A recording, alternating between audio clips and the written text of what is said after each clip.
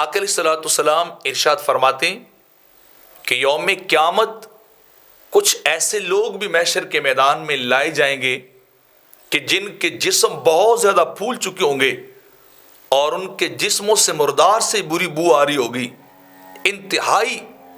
بری بو ہوگی، اور اہل محشر بھی تنگ ہو جائیں گے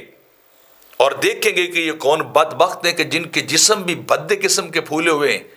اور ان کے جسموں سے انتہائی گھٹن والی بو آ رہی ہے۔ اللہ جانے یہ کون لوگ ہیں۔ تو اس وقت اللہ کا نمائندہ اعلان کرے گا کہ ہؤلاء الذین یکتمون المعاصی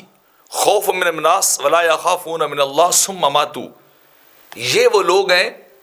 کہ جو چھپ چھپ کے گناہ کرتے تھے لوگوں کے ڈر سے کہ ہمیں لوگ نہ دیکھ لیں، لیکن یہ لوگوں سے ڈرتے تھے، اپنے اللہ سے نہیں ڈرتے تھے۔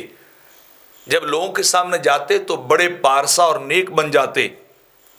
تقوی والا لباس پہن لیتے، انداز تقوی والے اور پارسائی والے انداز اختیار کر لیتے، لیکن جو ہی یہ نکل کر تنہائی میں جاتے تو گناہوں والی زندگی گزارتے،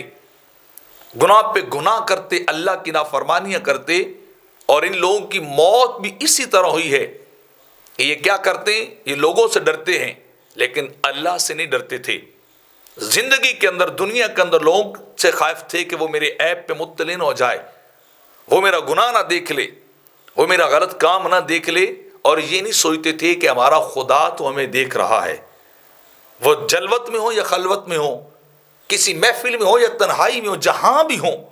وہ خدا ہمیں دیکھ رہا ہے اور دیکھنے والا ہے۔ تو یہ لوگوں سے بڑے ڈرتے تھے، اپنے خدا سے نہیں ڈرتے تھے، گناہ پہ گناہ کرتے تھے۔ فَهَذَا جَزَاؤُهُمْ وَمَصِيرُهُمْ إِلَى النَّارِ، تو ایسے لوگوں کا آج یہ بدلہ ہے جن کی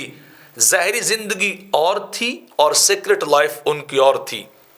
جن کی سیکرٹ لائف سنفل تھی، گناہوں سے بھری ہوئی تھی، آج ان کا بدلہ ہے کہ جسم پھولے ہوئے اور گندی بو ان کے جسموں سے نکل رہی ہے۔ اور اسی بات کو اللہ نے قرآن مجید کے اندر ہی بیان کیا تھا کہ یستخفون من الناس ولا یستخفون من اللہ، یہ وہ لوگ ہیں جو لوگوں سے ڈرتے ہیں، انسانوں سے خوف زدہ ہوتے ہیں، لیکن لا یستخفون من اللہ، اللہ کا خوف ان کے قریب سے بھی نہیں گزرتا۔ یہی وجہ ہے کہ ان کا ظاہر اور ان کا باطن اور ہے۔